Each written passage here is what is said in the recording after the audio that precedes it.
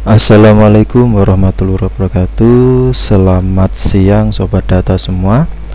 Jumpa lagi dengan channelnya Mas Wildan ya. Untuk kali ini karena masih banyak pertanyaan terkait perbaikan data PSU yang tidak sesuai dengan biodata pada EKTP, maka kali ini akan saya jelaskan secara rinci terkait mekanismenya. Kenapa? Karena kalau biodata yang tertulis di PSU tidak sesuai dengan EKTP, bisa dipastikan pihak bank tidak akan mau untuk membuatkan rekening PSU. Kalau rekeningnya tidak dibuatkan, ya secara otomatis teman-teman tidak bisa mengambil uang PSU-nya. Baik. Nah, ini ya perbaikan biodata penerima PSU Kemdikbud. Nah, kenapa biodatanya perlu diperbaiki? Karena kalau tadi sudah saya jelaskan bahwa untuk pembuatan rekening di bank itu kata kuncinya atau datanya harus sesuai dengan data yang tertulis pada EKTP. Nah, sebelum ke mekanisme perubahan biodata, saya ingatkan kembali karena masih banyak yang bingung siapa sih yang menerima PSU. Nah, ini penerima PSU adalah pendidik non PNS, pendidik dan tenaga kependidikan non PNS ya. Kriterianya seperti yang tampak pada layar. Ada guru, ada dosen, guru yang diberi tugas tambahan sebagai kepala sekolah, pendidik anak usia dini, pendidik kesetaraan. Itu kalau terkait guru. Kalau tenaga kependidikan ya tenaga perpustakaan, laboratorium, tenaga administrasi. Kemarin ada yang tanya kalau penjaga bagaimana. Nah, secara teknis terkait pencairan PSU itu pencairan secara bertahap sampai dengan akhir November. Artinya kalau sampai dengan akhir November tidak muncul menu calon penerima PSU di info GTK, ya artinya GTK tersebut yang menjadi tenaga penjaga sekolah ya tidak mendapatkan PSU.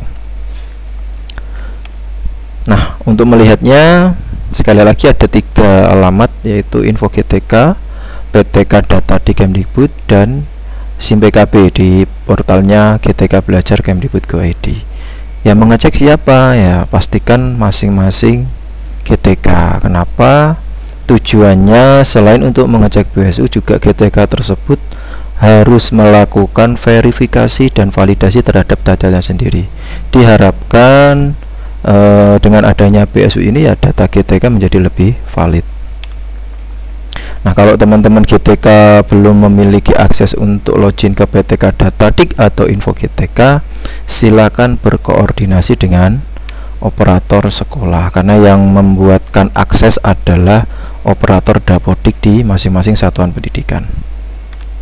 Nah, ini untuk mengakses akun masing-masing GTK menggunakan portal SP Datadik yang loginnya menggunakan akun Dapodik masing-masing satuan pendidikan. Yang punya ini siapa? Ya pastinya operator Dapodik sekolah.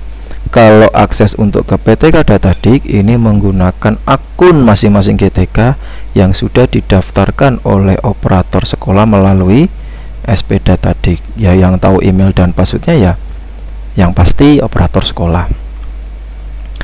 Lalu data apa saja yang harus dicek sebelum melakukan aktivasi buku rekening PSU ke bank, dan bagaimana cara perbaikan data jika ada yang salah? Ini juga penting karena tadi saya sampaikan dari awal, ketika biodatanya tidak sama dengan EKTP, saya pastikan pihak bank tidak akan mau untuk membuatkan rekening. Kalau rekeningnya tidak dibikin, ya tidak bisa diambil uangnya. Sebelum melakukan aktivasi buku rekening PSU ke bank, pastikan biodata yang ada di info GTK, ya yang pasti penerima PSU yang ada di info GTK, dengan biodata pada SK PSU sesuai dengan yang tertulis pada EKTP. Ini harus sama antara biodata di info GTK, SK PSU, dan EKTP. Ini harus sama persis, tidak boleh ada perbedaan. Bagaimana kalau ada terjadi perbedaan? Nah, ini karena ketika mencairkan PSU pasti teman-teman akan diminta untuk membawa EKTP asli. Nanti akan dicocokkan antara nik, nama, tempat tanggal lahir, jenis kelamin, alamat mungkin. Nah, itu harus sesuai dengan yang ada di eKTP. Nah, ini biodata di InfoGTK. Ketika teman-teman mencetak InfoGTK, di atas sendiri ada biodata, ada NUPTK, nama, tanggal lahir, NIK, email, dan lain-lain. Nah, terutama nama, tempat tanggal lahir, dan NIK ini harus sesuai antara di InfoGTK dengan eKTP dan data pada SK bantuan subsidi upah. Nanti akan dicek nama NUPTK ini tidak dikosong, misalnya belum punya NUPTK juga tidak masalah. Tapi kalau nama NIK itu harus sesuai dengan yang tertulis di biodata di InfoGTK paling atas sendiri dan KTP. Ini harus sinkron, harus sama persis. Bagaimana kalau tidak sama atau terjadi perbedaan? Nah, kalau datanya ada yang berbeda, nah, mekanisme perbaikannya bagaimana? Ini dijelaskan. Kalau nama di InfoGTK dengan data di eKTP ada yang salah, terutama nama, NIK, tempat lahir, tanggal lahir, jenis kelamin, perbaikan data ini melalui Verval PTK. Yang punya akses Verval PTK siapa? Yang pastinya ya operator sekolah. Nah, Verval PTK ini ketika perbaikan data ini ada tambahan satu lagi, yaitu nama ibu kandung. Artinya kalau melakukan revisi ya sekalian semuanya, tidak hanya data yang salah saja, semua diperbaiki dan pastikan sesuai dengan data kependudukan, yaitu di eKTP dan KK. Tapi kalau perubahan alamat, ya, perubahan alamat di sini, ini kan ada alamat, ya, alamat nanti di SPTJM itu juga mencantumkan alamat Jumet. Kalau terjadi perbedaan alamat, silahkan perbaikannya melalui aplikasi Dapodik. Yang memperbaiki siapa, ya? Operator sekolah. Nah, ini Verval PTK. Jadi teman-teman kalau terjadi kesalahan nama, nik, tempat tanggal lahir, jenis kelamin, nama ibu kandung, perbaikannya melalui Verval PTK. Yang punya akses adalah operator Dapodik di masing-masing satuan pendidikan. Silakan berkoordinasi. Lewat mana menunya? Nah, nanti tampilan seperti ini, laman Verval PTK akses atau akun sebagai operator sekolah. Nanti di bawah sendiri kiri bawah ada menu perbaikan identitas. Nah, silakan diklik saja perbaikan identitas, lalu cari nama PTK-nya, lalu geser ke kanan. Ini scrollnya digeser ke kanan, klik perbaikan. Setelah diklik perbaikan, nanti akan tampil menu perbaikan data. Apa saja yang diperbaiki ini terkait perbaikan data di Verval PTK. NIK. Nah, kalau NIK-nya di blok agak semu seperti ini, artinya NIK ini sudah sama dengan NIK yang ada di eKTP, tetapi biodata yang lain belum sama. Cirinya apa? Kalau ada data yang tidak sama, pasti di Verval PTK di sebelah, kalau teman-teman klik daftar PTK, nanti di bagian validasi ada menu validasi Dukcapil silang merah. Itu artinya data antara Dapodik tidak sama dengan data di eKTP atau Dukcapil. Nah, silakan diperbaiki melalui Verval PTK. Nik kalau tidak salah bisa diperbaiki di sini. Nama pastikan sesuai yang terus di eKTP. Walaupun di eKTP salah, pastikan harus sesuai. Kenapa? Tadi sudah saya sampaikan, kalau datanya tidak sesuai dengan eKTP, pihak bank tidak akan mau untuk membuatkan rekening PSU. Tempat lahir, tanggal lahir, jenis kelamin, nama ibu kandung juga diperbaiki. Kalau sudah diperbaiki semua, maksudnya diketik ulang, ya. Kalau ada yang salah, tidak salah pun juga harus diketik ulang, tidak boleh kosong, ya. Setelah itu, nah, ini karena kecil saya perbesar.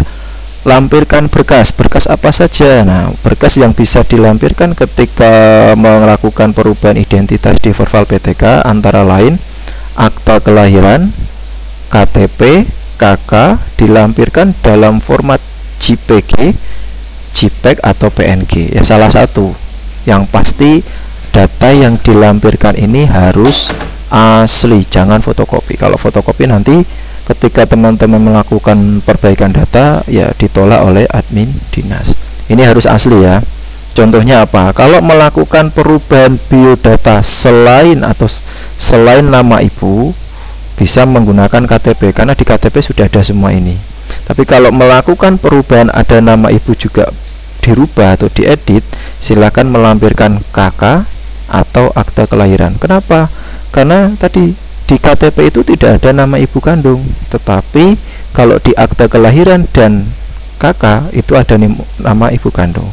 Begitu juga mau melakukan perubahan NIK yang dilampirkan akta kelahiran, ya nggak bisa karena di akta kelahiran itu juga tidak dicantumkan NIK. Jadi teman-teman harus ya menyesuaikan apa yang harus dilampirkan ketika melakukan perubahan data tersebut.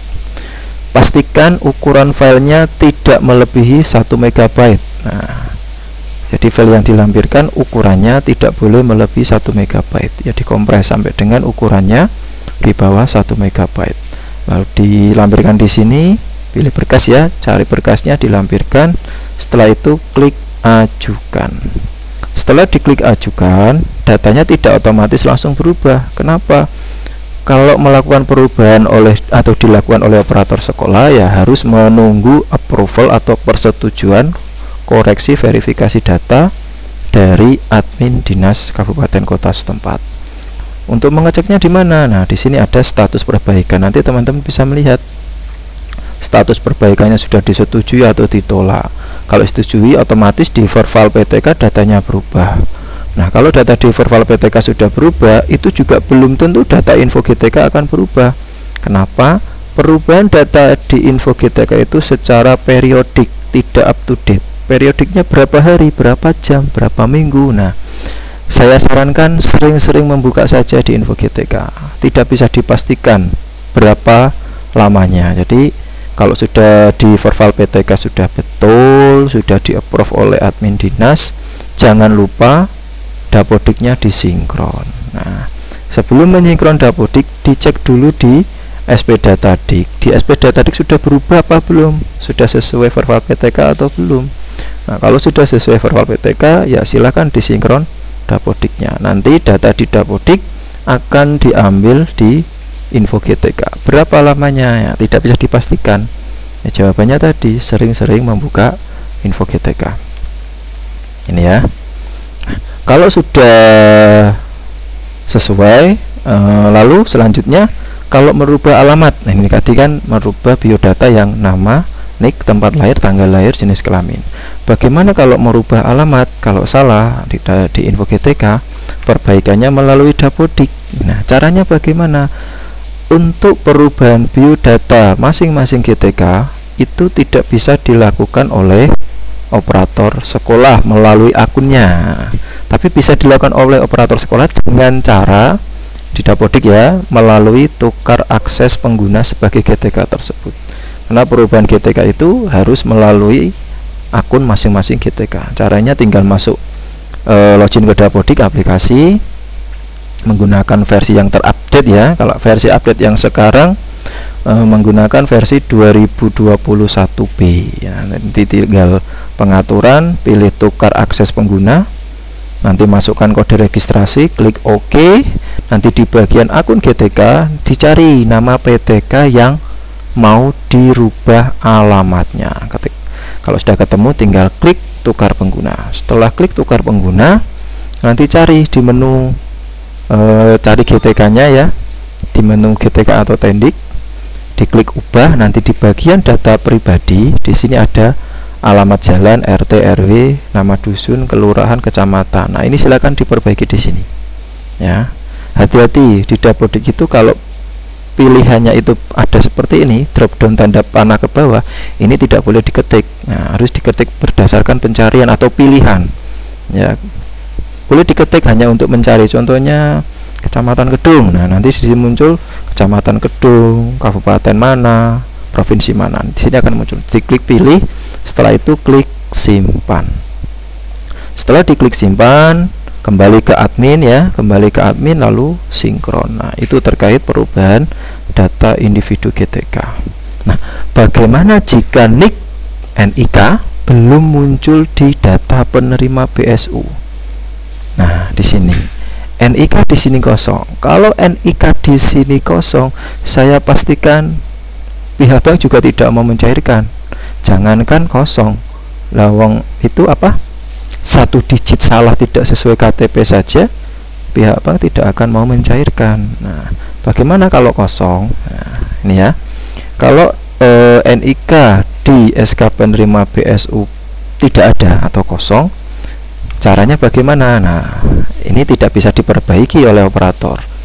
Kosong dalam arti apa? Nah, artinya kosong itu di biodata PTK muncul NIK-nya, tapi di SK BSU tidak muncul. Nah, kalau ada kasus seperti itu, silahkan teman-teman, nah ini GTK-nya silahkan berkoordinasi atau tanya langsung ke ULT Kemdikbud. Nah, nanti yang bisa membantu dari pihak ULT Kemdikbud. Nah, ini jadwal-jadwalnya, silakan dilihat, pahami jadwalnya ya. Kalau teman-teman memperbaiki atau konsultasi terkait data PTK, ini ada jadwalnya. Data PTK kapan jadwalnya? Selasa siang dan Kamis pagi. Nah, ini jadwal terkait perubahan data GTK. Bagaimana caranya? Ini ada alamatnya. Silakan registrasi ke sini. Nah, ada jadwal yang terbaru ini. Nah, jadwal baru pendaftaran. Jadi sistemnya seperti ini. Contohnya hari ini. Hari ini Minggu, berarti pendaftaran untuk hari Senin, Selasa sampai Jumat itu bisa dilakukan di hari sebelumnya atau minggu sebelumnya. Jadi pendaftaran hari Senin besok itu dilakukan pada hari Jumat pukul 6 sore ya, 18.00 sampai dengan Minggu pukul 18. Jadi ini pendaftarannya. Jadi pendaftaran minggu depan itu jadwalnya untuk kalau teman-teman mau melakukan apa tanya jawab ke ULT, yaitu pendaftarannya ya hari Jumat sampai dengan Minggu sebelumnya ini ya, mulai pukul 18 sore sampai dengan Minggu pukul 18.00 tutupnya. Jadwalnya di mana? Nah, ini jadwalnya tadi. Alamat pendaftarannya di mana ini? ringkas.kemdikbud.go.id /daftar ULT. Ini diketik saja di browser, nanti ikuti saja petunjuknya. Mau tanya tentang apa, kapan. Nah, ketika melakukan registrasi pastikan mempunyai email, terus email yang aktif ya. Kenapa? Karena verifikasi dari admin itu melalui email ya. Ini pendaftar yang masuk kuota akan menerima email. Artinya ketika melakukan pendaftaran ini dan masuk kuota untuk konsultasi ya ke ULT, akan dapat balasan ke email minimal H-1 sebelum layanan atau jadwal layanan yang dipilih. Jadi harus sering-sering buka email juga ketika sudah melakukan pendaftaran ke ULT. Pendaftar yang tidak masuk kuota akan diusahakan untuk ikut dalam jadwal pelayanan yang tersedia di hari lain. Sama juga konfirmasinya melalui email. Jika Anda tidak menerima email, bisa menandakan antrian minggu ini penuh. Nah, kalau tidak menerima email balasan, berarti pendaftaran antrian penuh. Silakan mendaftar pada hari Jumat sampai minggu berikutnya atau menggunakan kanal lain. Kuota ini ada ya. Kuota maksimal per pelayanan adalah 30 pendaftar. Perlayanan maksudnya ini TPG ya 30 pendaftar pada hari Selasa. Siangnya data GTK ya juga 30 pendaftar. Nah, artinya silahkan teman-teman mendaftar ke sini. Pelayanannya melalui aplikasi Yum, jadi tatap muka. Waktunya 10 menit ya. Jadi intinya kalau melakukan pendaftaran melalui mau tanya lewat ULT ya, teman-teman harus memiliki email aktif dan memiliki aplikasi Yum karena pelayanannya dilakukan melalui daring. Nah, ini terkait solusi jika teman-teman mengalami kendala terkait pencairan atau pembuatan rekening BSU di bank penyalur. Semoga bisa membantu, dan jangan lupa di like, share, subscribe, dan komennya. Terima kasih. Selamat siang. Wassalamualaikum warahmatullahi wabarakatuh.